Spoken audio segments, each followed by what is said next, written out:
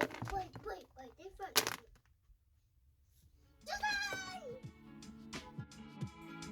Welcome, everyone. Welcome to 2021 art goals thing. Yep, this is a good start. Hello, hello. I'm Easy. Anyways, as you guys can see, I have a sketchbook here in front of you guys, and this is a sketchbook that I made myself. I cut the paper, I stitched it together and all that stuff, and yeah, and the paper that I use is Canson XL watercolor paper, 140-pound paper, 300 GSM. Yeah, I think that's it. And I thought about, like painting or drawing something up front, but you know what? I thought I would take it easy this time around because I'm kind of, I was in a rut for a bit, art black and all that jazz. So I thought I'll just take it easy, do something, simple. So stickers, is the way to go. And all of the stickers are not specific to like any artist because all of these are just from the stores that I bought, like Walmart, Michaels, and just random places. They're not like any stickers like from artists and all that stuff that I know of. So yeah, that's what we're doing today, and we're gonna be talking about the year of 2021 and what is my plan for it. And what about you guys? What are you guys gonna be doing for 2021? What are your goals? Like, do you guys plan on improving art? Like, specifically, what do you guys want to learn? What do you guys want to improve on? And for me, I would say like different angles of, like the head. Because I find myself drawing mostly a lot of like straight up.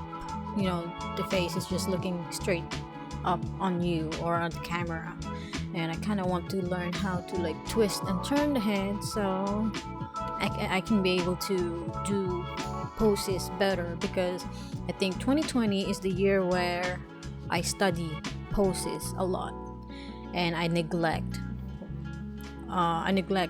learning how to twist and turn the head for like all the bodies that I have. So I can do poses, but I can't twist the head or change the angle of the head. So that is something that I really want to improve on for this year 2021. And another thing is I kind of like last year I just sketch a lot. Like I just keep on sketch here and there. But the thing is, I got so used to sketching that I neglect doing finished work or doing like more like polished work. So every time I'm done sketching and I decide to like it's time to render it, I always have a hard time rendering, and that is something that is not good. Like, yeah, sketching and all that is good, but it's always good to finish your sketches or render it, because you don't want to get in that in that hole that you just get used to everything and you don't know how to do like past that. So yeah, that's one thing. Just try to render my sketches as much as I can. And yeah, I think that's it. Oh, and yeah, as you guys can see, if you guys haven't watched my last videos, I'm starting digital. I'm going digital. Well, not really. I'm going digital. I'm not switching completely over to digital. It's just because lately I have been excuse me. Lately I have been trying to learn to do gouache, and I think digital would be like the perfect medium to like learn how to color like with opaque medium and all that, because I've always used watercolors and they're transparent, and like it's really different when you paint.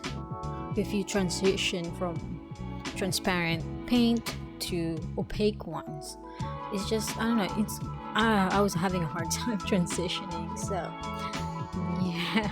So I don't think I'm gonna be switching to digital completely in my channel because I love traditional art. It's like, I don't know, it's just so nice to have a pile of sketchbook full of sketches, drawings, and all kinds of mixed media. So I don't think I will be giving that up at all. But I will be learning digital, and because I think it's a fun way to do art, or it's a quick way to like practice because I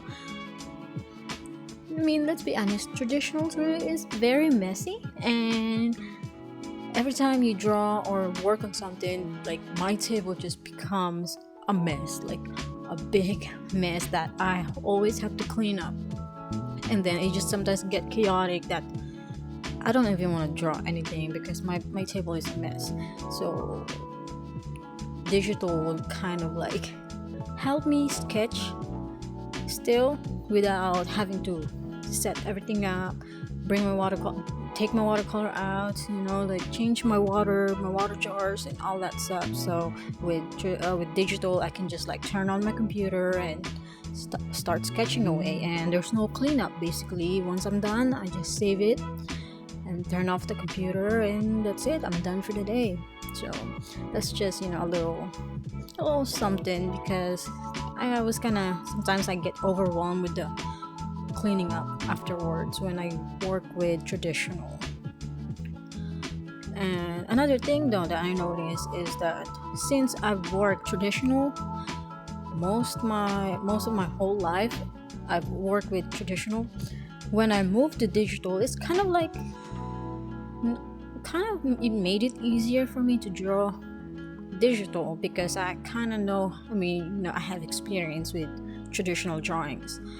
It made it easier for me to draw digitally, even though I have no idea how to use Clip Studio. Like, I was lost when I started it, but I just pretty much just used like two brushes. It's just like one soft brush and one kind of like a hard, what do you call hard brush? I don't know if that's even what you guys call it. So yeah, I didn't really use much of any tools in the program that I was using. So, but I was still able to draw something because I have experience with traditional.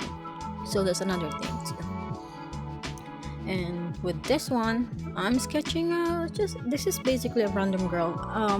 I'm not really the type of person to actually create like backstories for characters and stuff, because most of the time I scroll through Pinterest and then I just like basically pick and choose and nitpick from what I see and then just put it together, and voila, there's a random girl, on the paper. So yeah, I don't know, like I just like drawing bunch of girls, bunch of characters, and they don't have a story. And to me, it's so amazing when people come up with backstory, because I could never do that. It's like, I don't know, I just can't. I just like to draw. I just like to keep my hands moving on the paper, just my hands dancing on the paper. But when it comes to like the brain power of thinking about the background story of the characters and all that, all that jazz, my brain cannot function. So yeah. Oh, and here I'm using a kneaded eraser to just kind of lighten up the sketch so I can do line art. And that's another thing too, I need to do more line art. And another thing that I found out is that I don't like doing like super crisp line art, because I like to keep the sketchiness. And I have some artists that I've been following lately, and they don't do any crisp line art, and their work still looks sketchy and still have that movement and the energy in their drawing. And that's what I'm trying to capture when I try to render my sketches, because most of the time when I try to render my sketches, they always end up, basically they lose that energy, they lose that movement, and that is really not something that I want. I want to keep that. I want to keep the sketchiness, all that stuff, but I'm still learning how to do that, and I have a lot to learn. So we'll see what will 2021 brings me. So what about you guys? What are you guys' goal for 2021? If you're, I mean, it doesn't have to be an art goal, but anything at all. But for me, for my art goals, like I said, already kind of explained my art goals, and another my goals for 2021 that's outside of art would be work on my health, because I'm a little backstory about me is because a little backstory about me is I am very underweight. I'm pretty sure you guys kind of can tell from my hand and my wrist and my fingers. My fingers are all like they're very skinny. My wrists are very skinny, and I am very underweight. So I'm like, actually I already started gaining weight. I've been working out. I've been actually taking medications for, to help me gain weight and all that. So before I had all of, the medication and the goal, like the determination to actually gain weight, I was only 79 pounds. But keep in mind, I'm only 4 foot and 9 inches. So I'm only 4'9". So I'm a very short person. So yeah. So I started with 79 pounds. That's always been my weight, most around that weight range. Like I would say between 78 and 80 pounds. I usually don't go lower than that or don't go any higher than that. And let me tell you, it's kind of impacting my daily life. So I thought that it's time to actually work on my health, and the goal is for me to be, my weight range for me needs to be between 95 and 100 pounds. So far right now I'm actually doing good, because from 79 pounds now, currently, like today, what is today? Today is, let me see, January the 5th, and right now I weigh 89 pounds. So that's like 10 pounds. I already gained 10 pounds, and I'm working out and all that stuff. I'm not just gaining weight, and I'm actually working on strengthening my muscles and all that. So I am in a good path for 2021, and I'm really happy about that. And yeah.